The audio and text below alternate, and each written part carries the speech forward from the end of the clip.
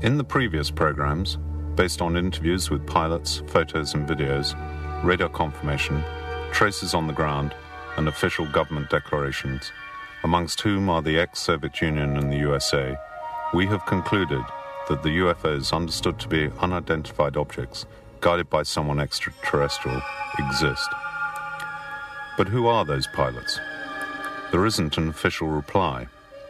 Obviously, some people who say that they've had contact with them have spoken about them. Some of the extraterrestrials would be benevolent, worried about our future.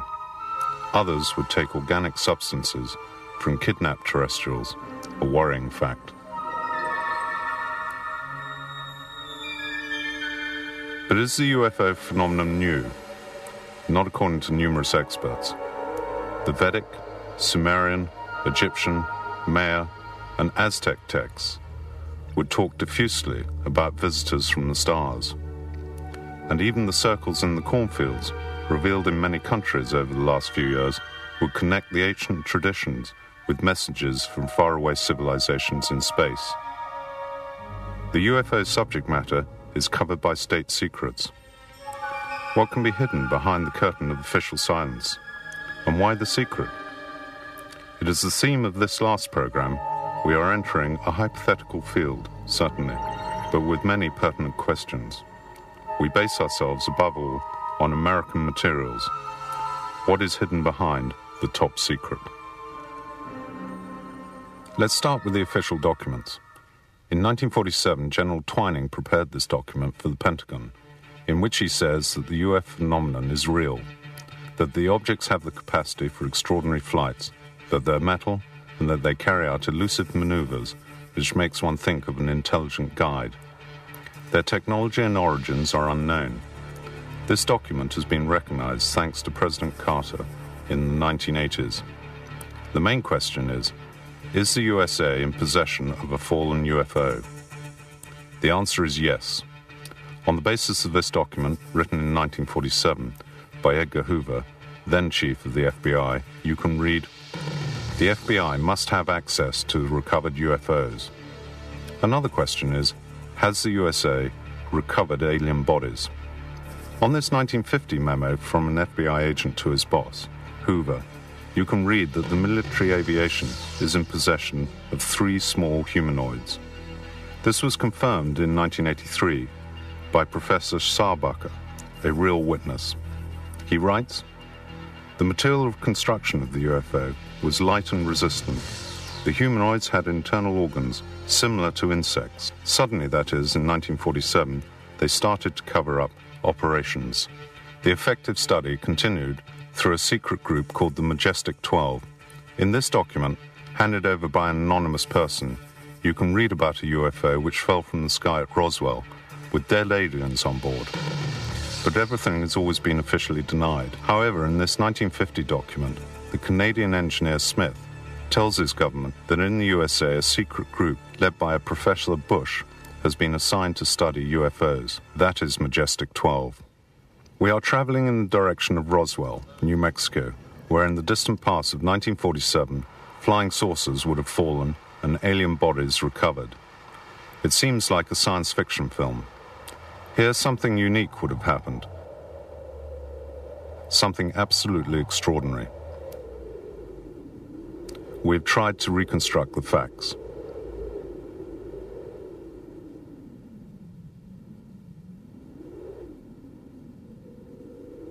July 1947. The Roswell Daily Record prints the official news that the military aviation personnel have found the remains of a flying saucer. The scoop went all the way around the world. A UFO has fallen from the sky not far from the Roswell military base. The remains of the UFO, found by the farmer Brazel, have been handed over to the military base. But the next day, General Ramy, in a press conference, declared that those remains are simply those of a sounding balloon. The press published the official denial.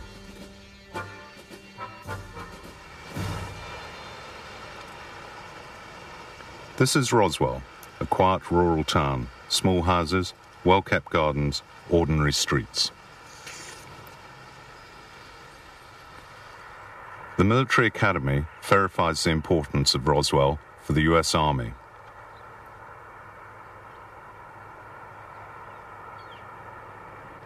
In the 1940s and 50s, Roswell was the base for the atomic bombers who dropped the bombs on Nagasaki and Hiroshima in Japan.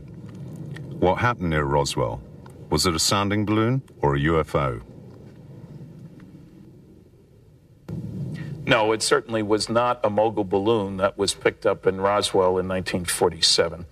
I've been investigating flying saucers since 1958, and I was the original investigator on the Roswell story starting in 1978. I've talked to many dozens of people who were involved in one way or another. I was the first to talk to Major Marcel. Major Jesse Marcel. At a radio station, a journalist said to Friedman, "The man you ought to talk to is Jesse Marcel." I say, "Who's he?" And I didn't know. He says, "Well, he handled pieces of one of those saucers you're interested in when he was in the military." That got my attention, as you can imagine. And I called Jesse the next day. The reporter showed up. He was listed in the phone book. I talked to him. He told me the story. Jesse Marcel spoke about it bravely. It was a very dangerous subject. The military people in particular were very strongly intimidated by the government. Some of the community people were as well. The sheriff's granddaughter talks about her grandmother telling her that the military told him, "If you ever talk about what you saw, we will kill you and we will kill your family." And the granddaughter's horrified to hear this. "Did you believe them?" And the grandmother quietly said, "I was there. Yes, I believed them." Friedman has found 200 other witnesses besides. This is the center of Roswell. Some veterans of the old military base have created a small museum to record the extraordinary episode of 1947. Walter Haut was then the chief press officer of the base. The only thing wrong with that whole story, in talking with Major Marcel, he made the statement to me on several occasions that the material that I took into General Ramey's office is not what was shown to the press. That was a weather balloon that he had there. That's not what he had taken into the office. And there was not much I could do. The general said, "You're going to say that that is what you picked up and brought in to me." And I said, "It wasn't. Different material." He felt that it was something extraterrestrial, materials that were a little bit different than anything we have or had in our possession at that time. What we now have is aluminum foil. It was about that consistency. It was a shiny silver metal that you crumbled it up in your hand, and when you released it, it would go back to its original form.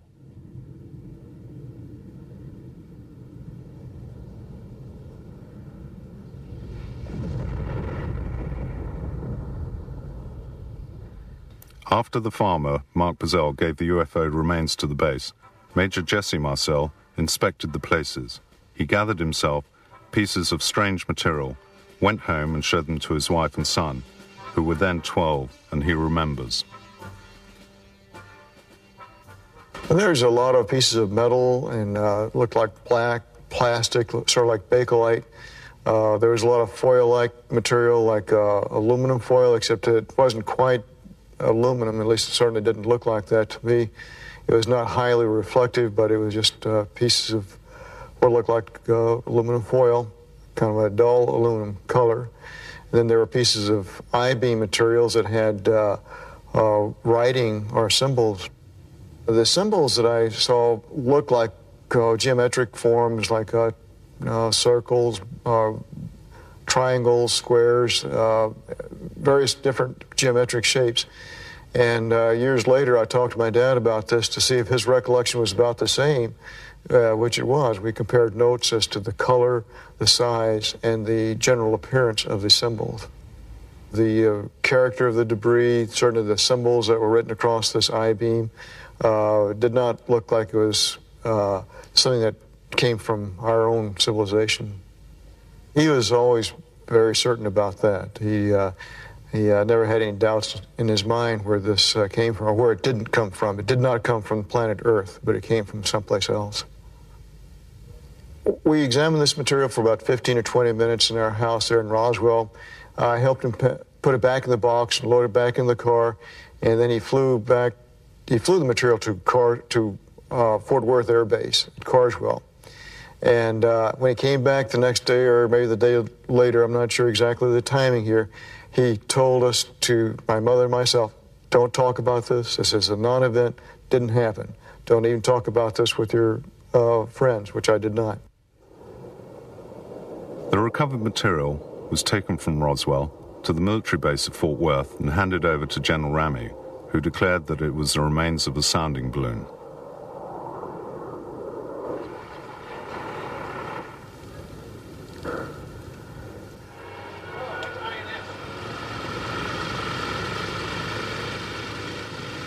Airman Shirky helped transport it. I saw Major Marcel go by, and 4 or 5 of the fellows were carrying open boxes, cardboard boxes, with scraps of metal stacked up in it.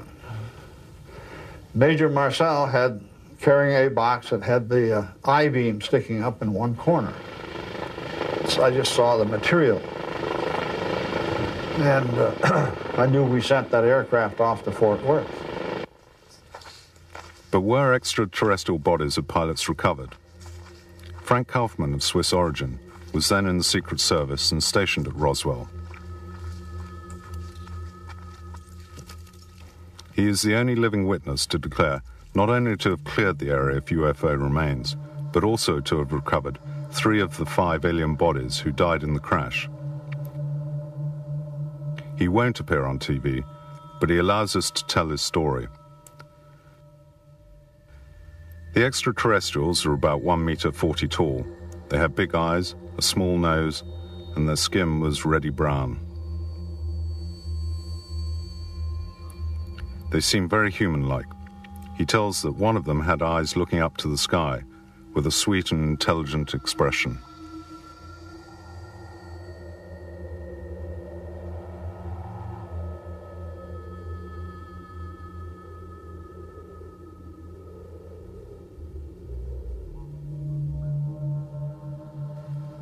The UFO, says Kaufman, possibly crashed because of radar interference.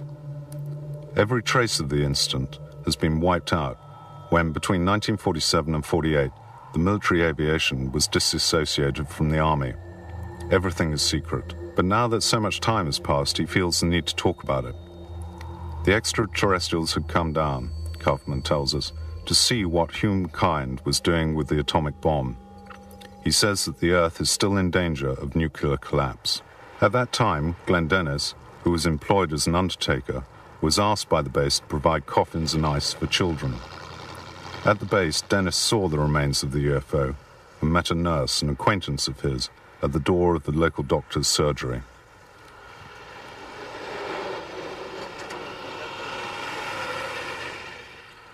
She said,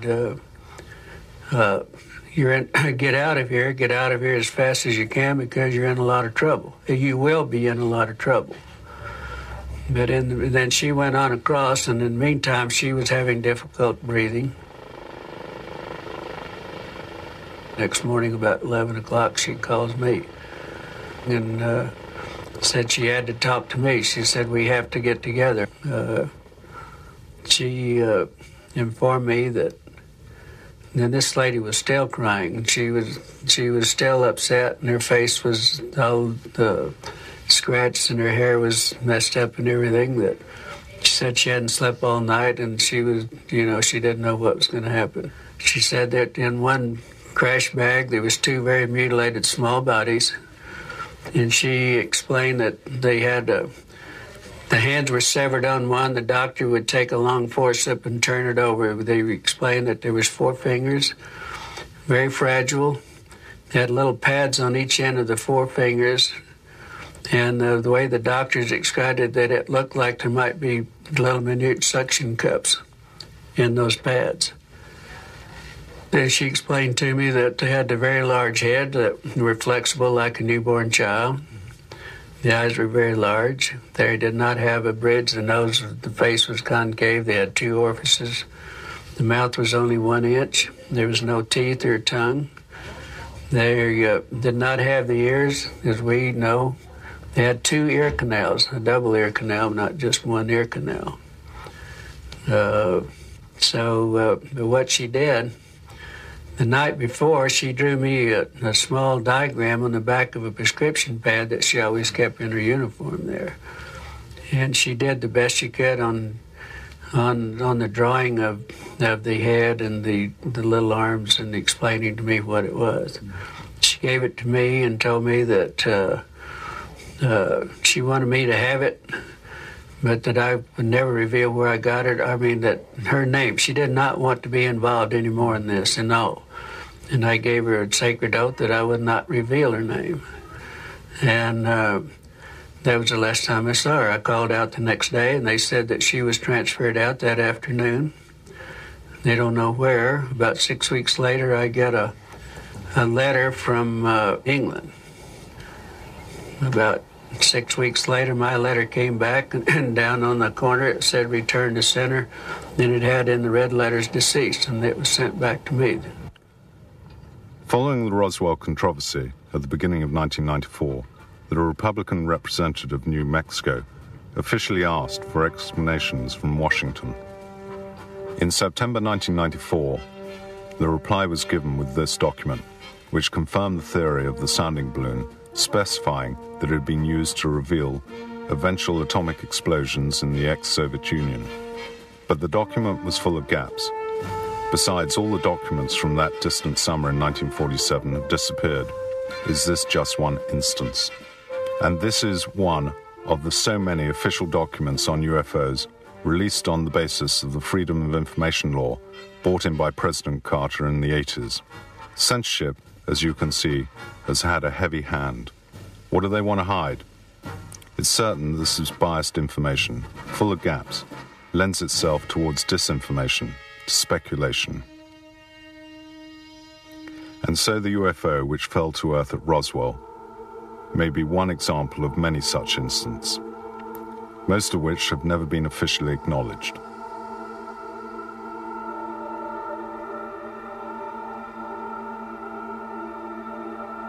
And this photo of an alien taken in Hong Kong and circulated as true is that of a dummy that even we filmed at the Roswell Museum. And recently the news of the filming of an autopsy of an alien has gone round the world, taken in 1947 by a military operator.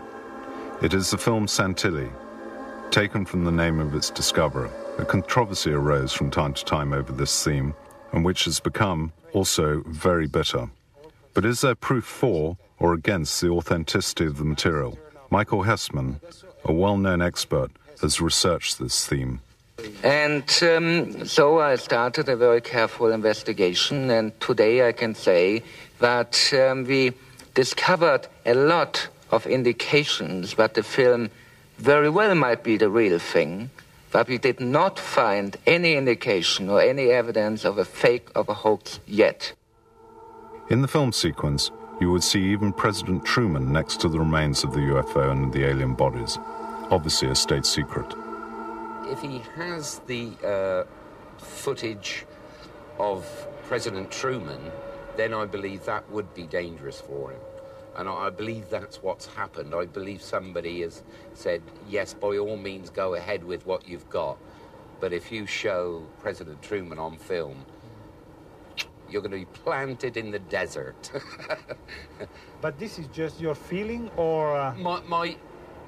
It's a little bit more than a feeling, but there's something going down. He was visited by 2 agents at one time. And I believe at that meeting something was said, and then it changed everything. It was President Truman himself who created the secret Majestic 12, on which we've already talked about, who prepared the document in which you can read in detail the facts about Roswell. Another document, still by Majestic 12, explains how to recover and deal with extraterrestrials.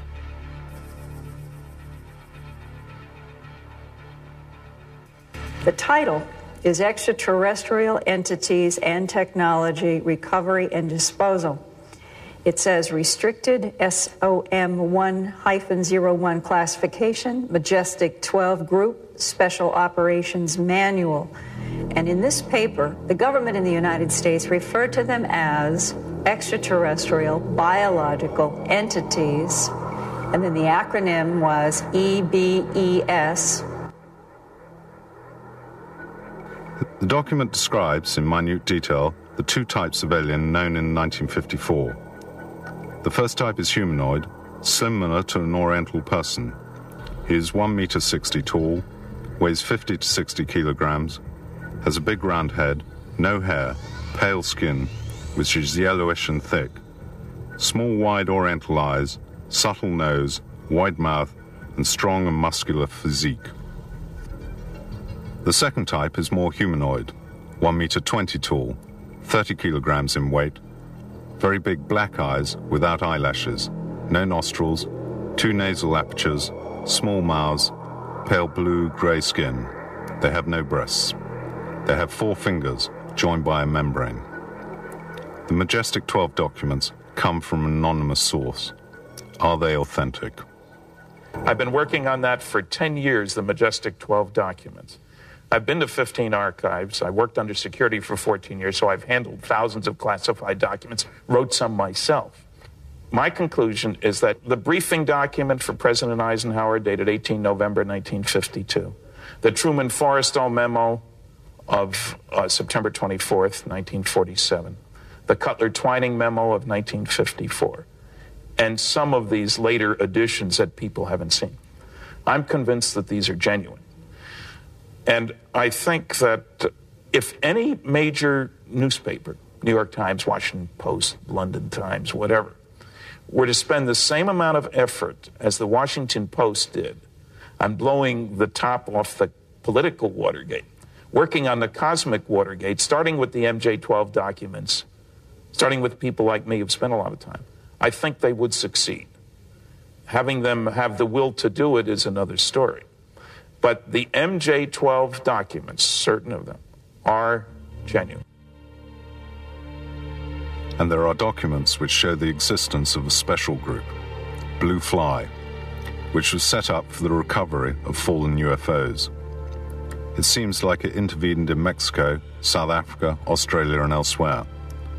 What number would they got up to today? 68 fallen UFOs?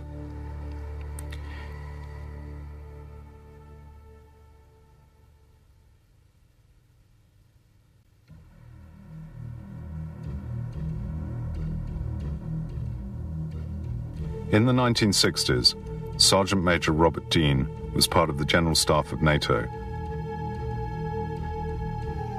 Under the command of General Lemnitzer, shown here in a photo dedicated to Dean.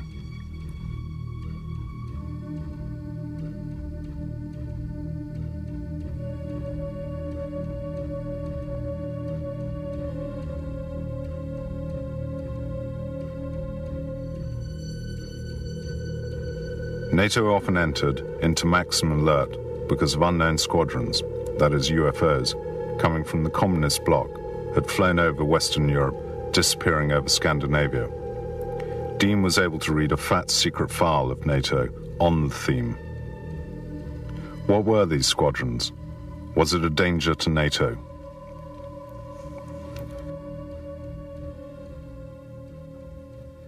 They also determined, and this was the primary reason for the study, they determined that there was no military threat involved because the completely, repeatedly demonstrated level of technology that they had was so far beyond anything we had that if they were malevolent or hostile, it would have been over a long time ago. We and the Soviets, both of us knew that the UFOs were real. And both sides thought that if we could ever get a handle get a hold of the propulsion system. The visitors were using extremely sophisticated anti-gravity electromagnetic propulsion. When I left the military, we knew of 4 different groups, and out of those 4, one group looked exactly like we do. I mean exactly. So much so that they could sit next to you in an airplane or a restaurant or in a theater, and you would never know. I do believe that at least some of the groups, I have to bear in mind there are different groups with different agendas, but some of them apparently do very deeply care that the human species survives and that they have been trying to assist, they've been trying to help us. They have recognized that we have reached this incredibly delicate level of high technology, and I believe that our visitors, our family, are trying to assist us as you would a younger brother or a son to make that transition, to grow up and mature.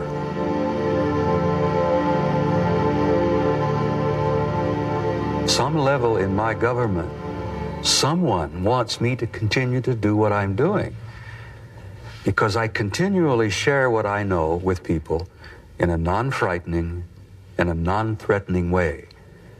And I do it leaving them with a sense of hope.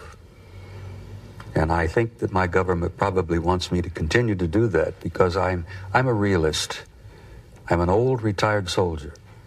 And that if my government wanted to close me down or shut me up, they could have done it so easily over the years.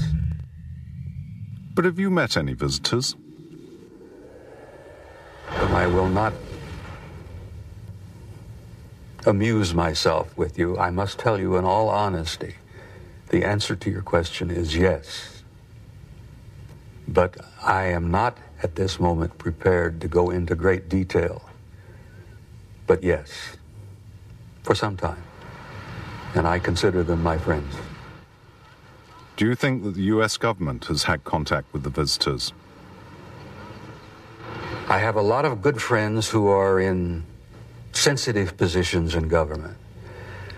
Many of them my age who are still with government.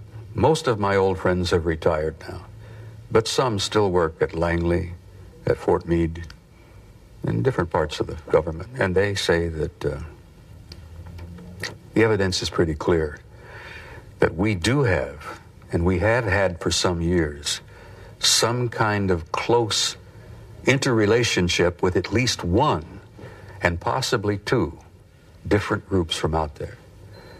And the evidence that I have seen is evidence that I trust. And I tend to believe it. I tend to accept that.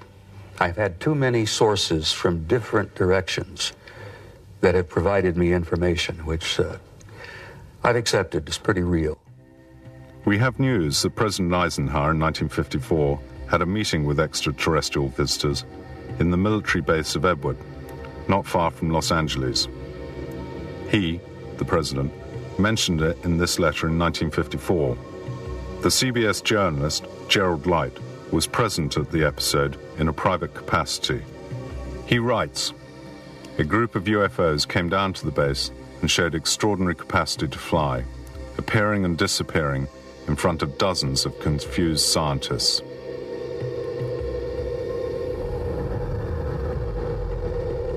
The fact was confirmed in 1982 by an experimental pilot who accompanied Eisenhower on that extraordinary occasion. The extraterrestrials were speaking English and suggested the president publicize their presence through an information program. Eisenhower said he wasn't ready.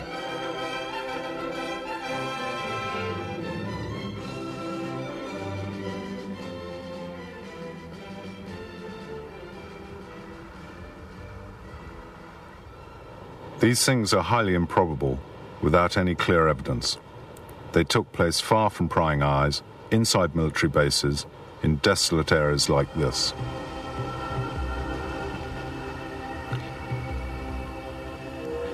In the 1980s, the American UFO expert William Moore came into contact with a secret agent, Falcon, a pseudonym, who allowed him to photograph documents from the Aquarius project prepared in 1977 to brief the newly elected President Carter. In the documents, there is talk of UFOs and alien corpses recovered, and in particular the first contacts between the US government and extraterrestrials from the 50s, and of close contacts in 1964, which are still going on. It also talks of attempts at flying UFOs that have been recovered. In 1988, Falcon, along with another secret agent, Condor, appeared incognito on television and confirmed the facts. Moore was able to vouch for the credentials of the two agents and was able to vouch for everything that had been said by the other 9 secret agents. Therefore, according to these sources in particular, official contact with the extraterrestrials exists. We are now showing an interview with an aeronautical engineer who says that he's worked for years at a secret base on UFO flight simulators in contact with aliens. What did you see on the base? Saw aliens, yes. Dead or alive? Alive. What were they doing? What did they want from us? The aliens are there, it's a transfer of technology, basically. There's a trade of information and a trade of material things. I'll just give you one element that we give them. We give them boron. We give them boron, mind process boron. And there's other things that they also trade, in addition to understanding the humans more. There is some trade on the human part of it, but I don't know what that is. I was not involved. So is there a relationship between the U.S. government and aliens? There is a relation to, you call it the U.S., and you have to understand and maybe, I don't know if I've explained it before, but I think I have. You have the U.S. government. The U.S. government is only an interface. They really don't know what's going on, totally. As far as I understand it, there's only an interface with the CIA, but I call it a satellite government. Are the aliens prisoners? The aliens were not ever held as a prisoner. They could have left any time. What originally happened was they had 4 that was apparently accepted the fact that, we're here, we're going to do something with, the humans. And they were taken to New Mexico, to a facility in New Mexico, where they spent 9 months. This is from a saucer landing, or you could call it a saucer crash, that happened in outside of Kingman, Arizona. That was in about May of 1953.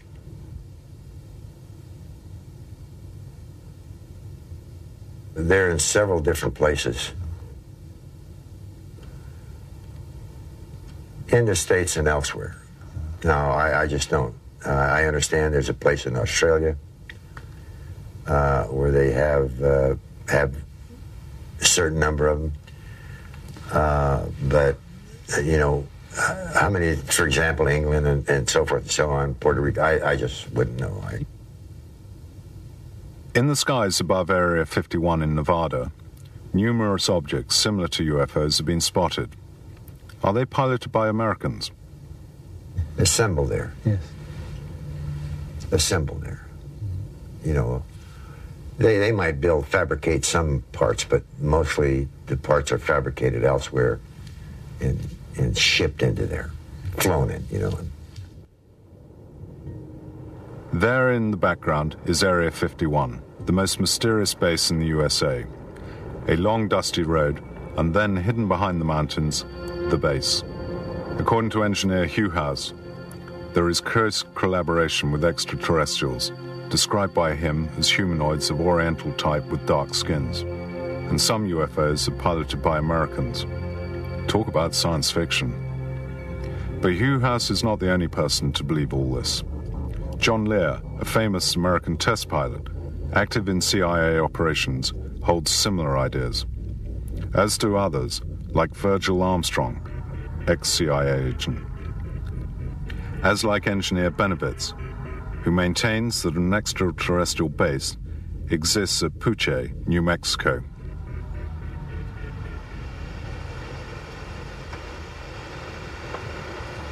We are approaching the perimeter of the base.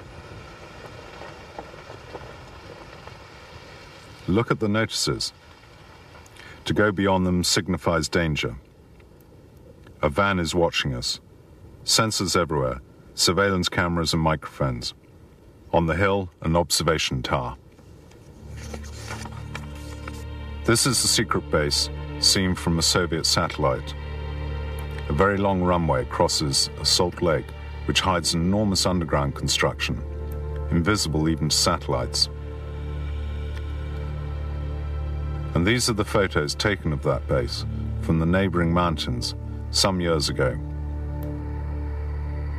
Today it'd be impossible to do it.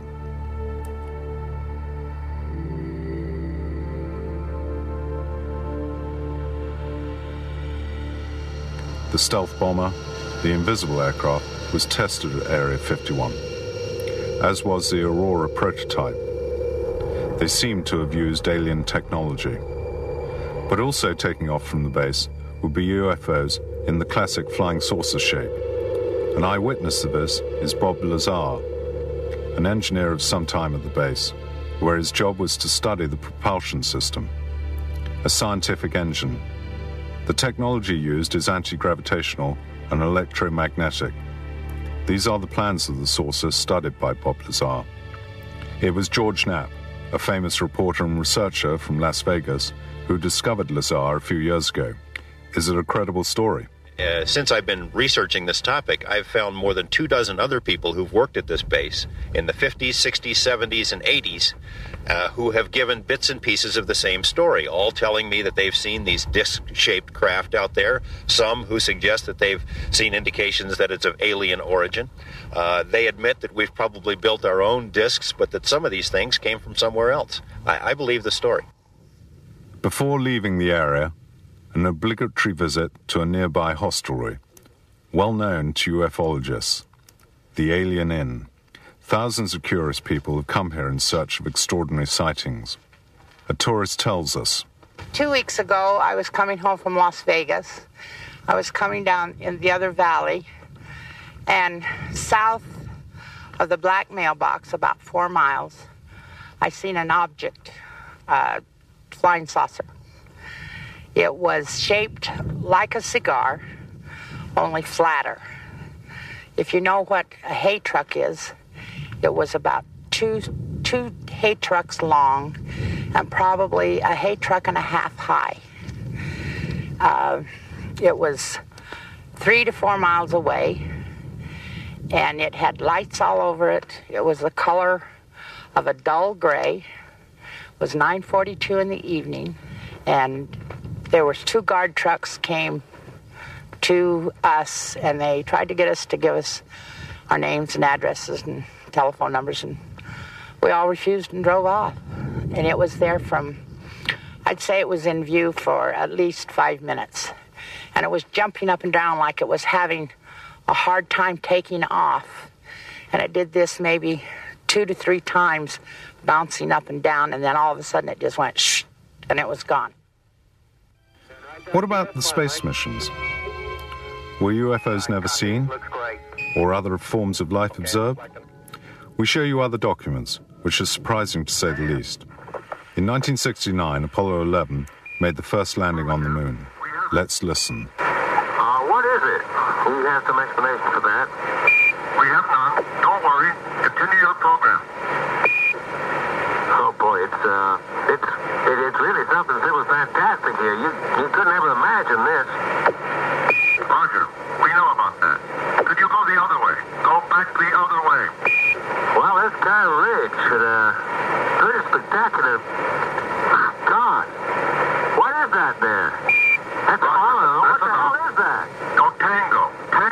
It's kind of light there now.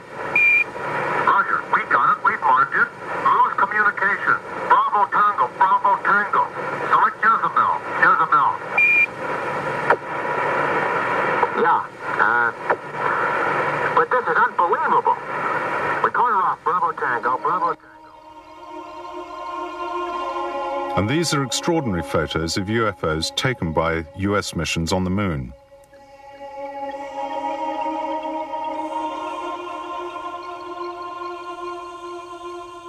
The UFOs seem to be observing. A UFO lit up to the left, high up.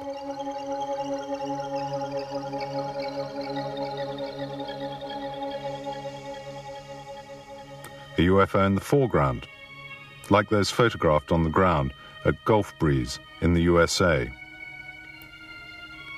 And strange artificial traces on the moon. So there is life.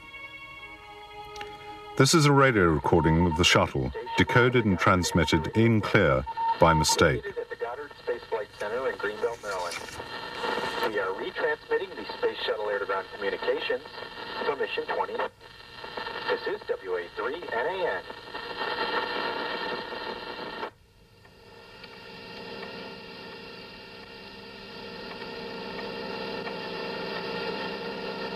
Houston, this is Discovery. We still have the alien spacecraft under observance.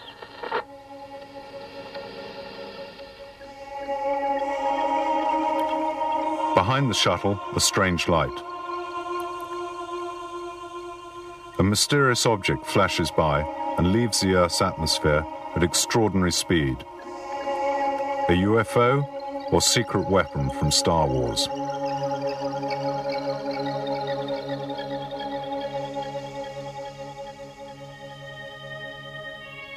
And again, other strange and very rapid objects seen from the shuttle. They are not drops of water or ice which have detached themselves from the shuttle.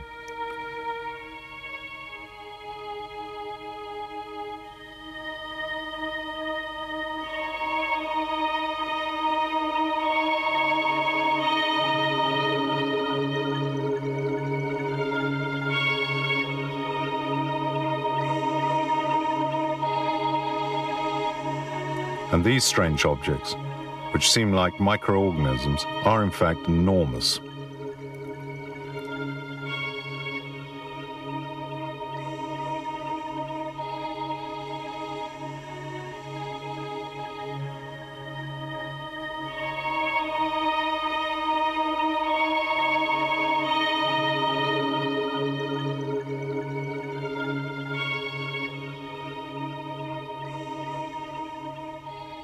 Gordon Cooper, an American astronaut, is, like all his colleagues, bound to secrecy. He has, however, declared in writing that he saw a UFO coming down at an American military base. For Cooper, it was certainly of extraterrestrial origin, but the Soviet astronaut, Koavinal, speaks of an observation he made during a space mission. It's an object, perhaps, of organic matter. Talk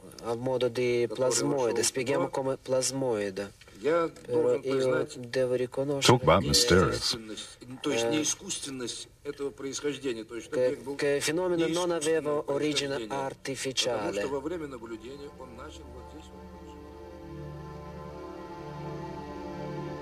But there's more.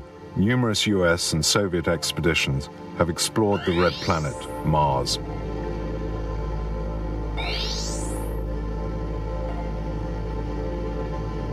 Its rugged surface makes one think of river erosion on a gigantic scale.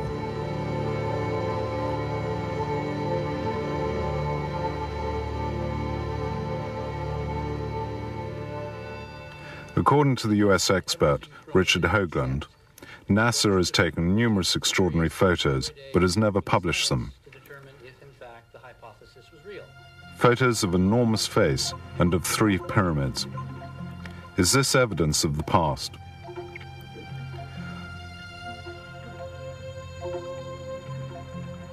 Drawing a line between them, according to Hoagland, a triangle identical to the one in Egypt, which links the Sphinx and the neighboring pyramids. Were they therefore built by the same hand?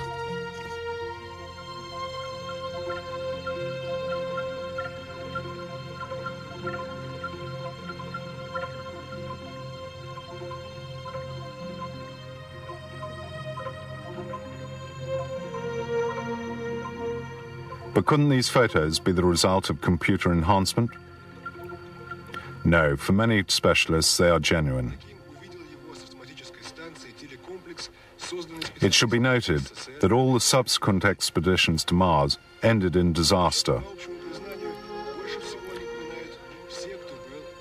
The Soviet probe Phobos, called after the moon of Mars, which seems to have a strangely empty interior, transmitted to Earth these images of a strange cigar before unexpectedly going silent forever.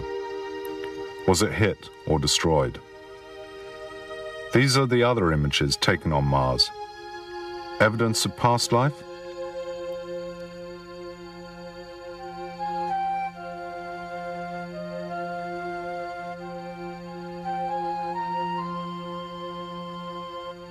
And these lines are so precise. How can one fail to think of those at Nazca in Peru, which we're seeing now?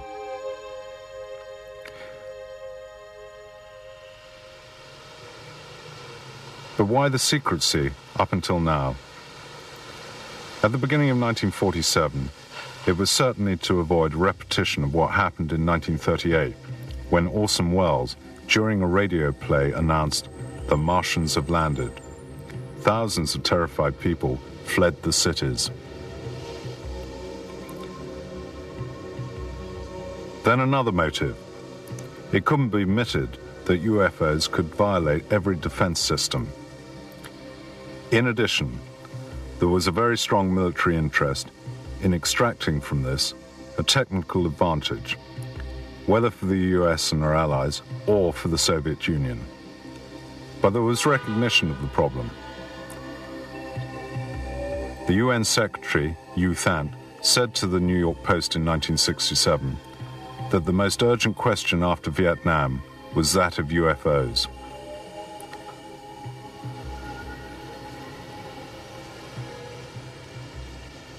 There were UN initiatives.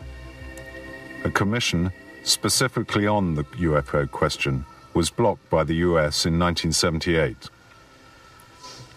Also, an important initiative to send signals into space and to capture any incoming signals, the SETI project, had a very brief life because of the withdrawal of public funds.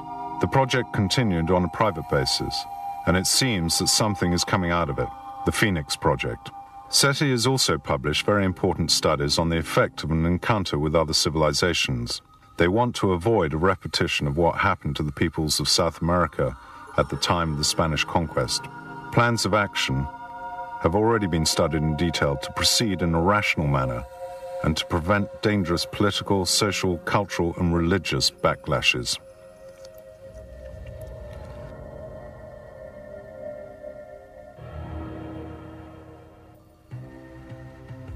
American public opinion has several times asked the White House to tell the truth about UFOs. It should be noted that 53% of Americans believe in the extraterrestrial origins of UFOs, and 29% are certain that there have been contacts between extraterrestrials and the government. For some time, the old hands have been taking the initiative. Among them, the ex-sergeant major from NATO, Robert Dean, and the astronaut, Robert Cooper.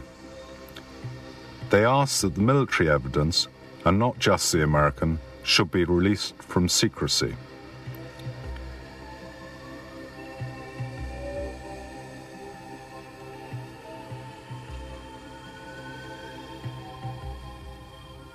Coordinator of the international initiative at the highest levels is Dr. Stephen Greer. Why then the secrecy today after almost 50 years? I think that the issue surrounds the secrecy now around the fact that, number one, it's been institutionalized. Number two, they've spent 50 years denying the obvious. Number three, and this is very key, is that the technology, the machinery of these extraterrestrial spacecraft is so advanced that the private groups that are doing the research on this, the private corporations, what's been called the military-industrial complex, has a vested interest in maintaining control over that. Why? Well, it's control. It's financial, it's energy systems, etc. You're talking about technology which would make obsolete the electricity plants that we have now. Burning of oil would not be necessary. Gas would not be necessary. Electric generating power plants would be obsolete. So there is this is the technology we're talking about, is utilizing the extraterrestrial technology. They're not using oil, and they're not using nuclear power. They're using zero-point energy or free energy systems that are very advanced and fully operational. So the groups that are controlling this are doing it now not so much out of a concern about the Cold War. The Cold War is over. They're doing it more out of a concern for controlling and keeping control of the technology. If only Mang could in this way have at his disposal the necessary technologies to protect the blue planet from ecological catastrophe and guarantee its future. Certainly the new technologies would provoke an economic, political, social and cultural revolution which would be necessary to control. And contact with extraterrestrial civilizations will perhaps improve us and make us more humble. Perhaps we're at the dawn of a new adventure for humanity, a new challenge to freedom, responsibility and tolerance.